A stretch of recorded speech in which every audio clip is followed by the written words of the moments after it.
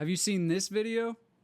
I reached a point where I didn't want to live any longer. And then the voice said, I'd like you to be an actor. The pain that I had to go through was so incredible. I was hypothermic. My makeup times were from 2 in the morning till 10, and from 10:30 to 4:30 it was freezing. And eventually I got a pneumonia. I had dislocated my shoulder, and I bit through my tongue, mouth bouquet with blood. And I just said, God, I don't want them to see me. I only want them to see you, especially when the outcome is saving souls. I remember having a conversation with Sean Penn a long time ago when we were doing the Thin Red Line.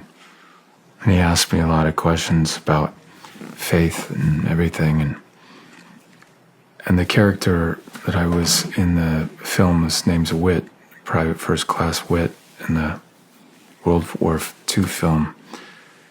And Sean and I would, like in the morning and the night, would go run and stuff. And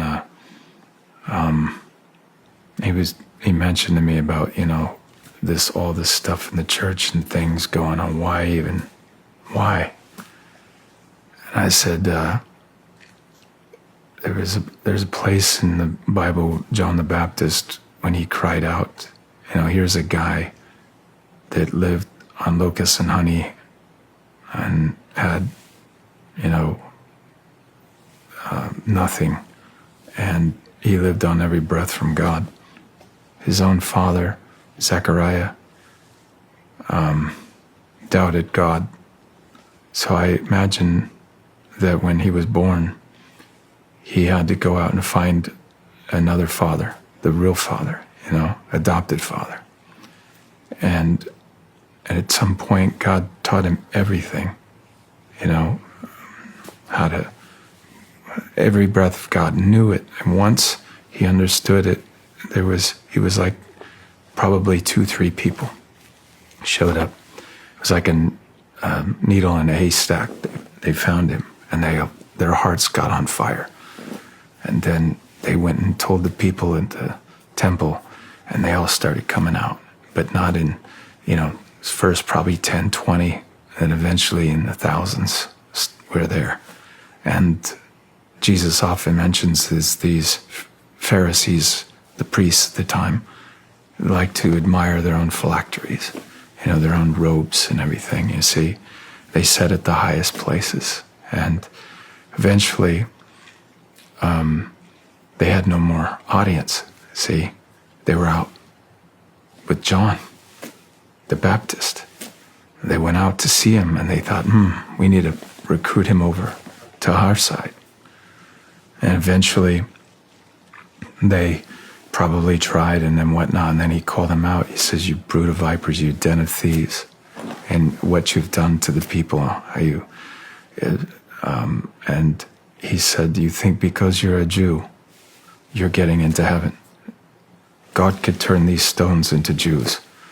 I thought of that myself, that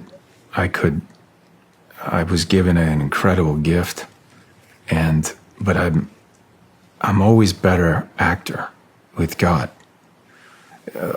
That he does something to me that's so much better, and so I'm a slave to him. I want to be. He's holy. I'm not whole. I'm not whole body, mind, and soul. I'm not without him, and I'll always, when I'm with people like Sean Penn, who is brilliant, genius actor, I have a gift, but I'm so much better at my gift with him in me. There's a lot of temptations in the business, but I'm not an easy guy to love. So, I'm very fortunate that my wife, Carrie, loves me, and my children love me, and I'm very content with that. But the gift really is, how many people I can help Jesus to lead to heaven, because ultimately that's where we need to be. Recently, a friend of mine, David Rodriguez, when we met back in 2004 when I did The Passion, and he was this big, incredible fighter he was, you see. But he started asking me stuff about the passion. He said, do you actually believe in that stuff? And I said, I do. And it was worth everything. It was worth my life. Because when I first got into about 14 years old, really bad thing happened in Iran. I was running out on a road, and my feet were all cut up, and I didn't have any. I ran like 8 or 10 miles to my friend's house, and when I was doing G.I. Jane, Hashim Shalon, the guy next to me was a SEAL like you, and he said, "You can't hurt us." And I remember thinking that when you're wounded in the heart, physically you can do anything to me, but because my heart was so wounded, and I asked God to help me, I reached a point where I didn't want to live any longer. And when people, especially now, the suicide rate is so high, and I always tell people that are out there thinking, I want to end it. I said, can you imagine if I'd have ended it? And when God would have said, look, you young man, boy, 14, 15, here's what I had planned for you. I was going to play his son. What a sad thing that would have been. But I cried out to God, and I asked, Lord, what's my purpose? What do you want me to do in this life? And he came to me in a movie theater. A presence came, 1,000, your soul knows this, but about 1,000 yards, 1,000 yards exactly, landed outside. His presence landed outside the theater. Now you got to be careful when you ask God, tell me what's my purpose. I meant it. And he came into the theater, and I felt this love all around me. And this presence, it was as if I was God's only child. That's how much he loved me. That was everything to me. It meant everything that somebody out there loved me like that. And then the presence went from love to peace. I'd never felt this peace before. It was definitely from heaven. And then the voice said, I'd like you to be an actor. And it left an indelible mark on my heart. At the time, I was like, I don't know anything about how to do that stuff. But I had no idea I had the gift. And so I came to Hollywood, and I had this vision where Jesus, how do I do it? But I had this vision that Jesus would always take care of me like a child, like a baby. And then it went from that to, this was 10 years of just, the difference between one of your team guys asked me about how hard was it? And I said, the only difference is I didn't have an instructor. I had to do it on my own. I had to look everything up. And it broke me. But I got up in the morning. My instructor was Jesus. I would go to Mass at 5:30 in the morning. 6:30, I'd get up at 5:30. I was at Mass at 6:30, and then I would go down and do what I knew. I was playing basketball. I played basketball for 18 years, played in college, and then that's all I knew. So I was working out with all the players down at Loyola Marymount and then UCLA, and eventually started doing workouts with NBA players and creating workouts for them. And at some point, I got an opportunity for the Thin Red Line, and it was 14 auditions later, I got the film. But what I loved about it was that my friend Brett Barrett passed away. He said when I met Jim, he was guarding Paul Pierce, who's an NBA Hall of Famer, and he was talking smack to Paul Pierce. And I was, because my friend Phil Weber, who's a brilliant NBA coach and just a genius guru when it comes to just positive mental focus. And my dad played for Wooden at UCLA, but he had the pyramid of success. He had the industriousness, work ethic, and the enthusiasm. Those are the two corner blocks of the pyramid of success that never changed. And so that mentality, prodding Paul Pierce was like, I don't care. I'm not making the team. I just want to go to my auditions and have that fire in my gut to overcome the nervousness that you feel when you're about ready to perform. Yeah. And 14 auditions in a row, and it was always through this great spirit. It's the Holy Spirit, but it pushed through my mental and my physical at the highest level constantly, and kept me at the same time keeping me humble and content. You had mentioned something happened when you were 8 that caused you to do that run. And if I heard you correctly... 14. 14? Yeah. What was that?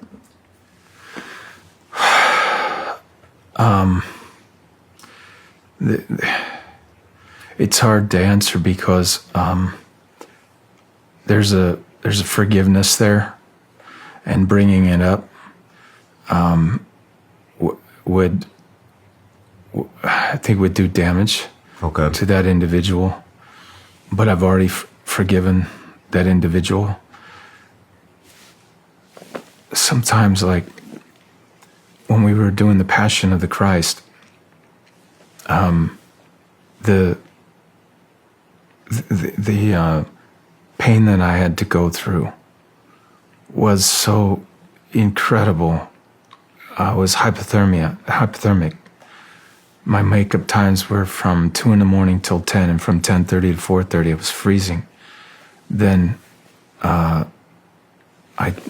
had to take the skin, a new application that is now all Hollywood uses now.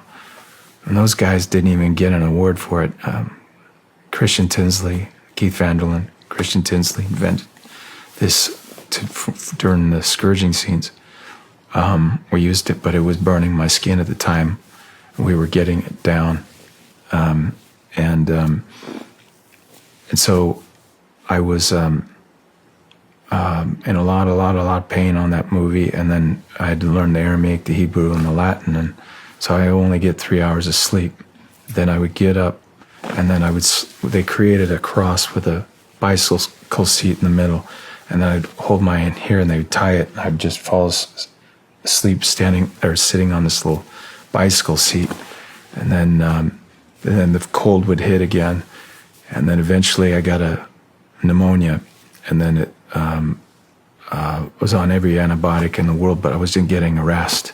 And so they would try to move me around, but and to do other scenes they could. But so during the one particular take, I had dislocated my shoulder, and I bit through my tongue, and it's the part where Mary comes over.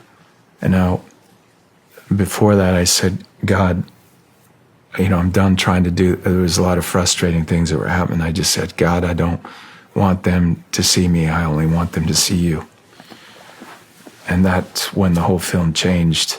But it came with the cross hitting me in the back of the head, biting through my tongue and my cheek, and then my mouth bouqueted with blood. And when you see me turn on this particular take, there's a stream of blood that is coming out of my mouth. And I turn to Mary and I say, Olui Ami Choda Chadesh, behold, Mother, I make all things new. And at that point, then I take the cross. Now my shoulder's dislocated, and everything I got it over. I think that if you look deep, I don't like particularly drinking piss and vinegar, but if I have to, I will. And especially when the outcome is saving souls. And I go back to myself when I didn't feel like anybody did. And God said he did. And so I want to love him and bring as many souls as I could to him. So it was always in my intention in that film that when people see it, that they do not see me, they only see Jesus. It's not one of the most realistic film I've ever watched. And it really puts things into perspective. It did for me when I watched it. No matter where you're watching Sean Ryan Show from, if you get anything out of this, please like, comment, subscribe, and most importantly, share this everywhere you possibly can. And if you're feeling extra generous, please leave us a review on Apple and Spotify podcasts.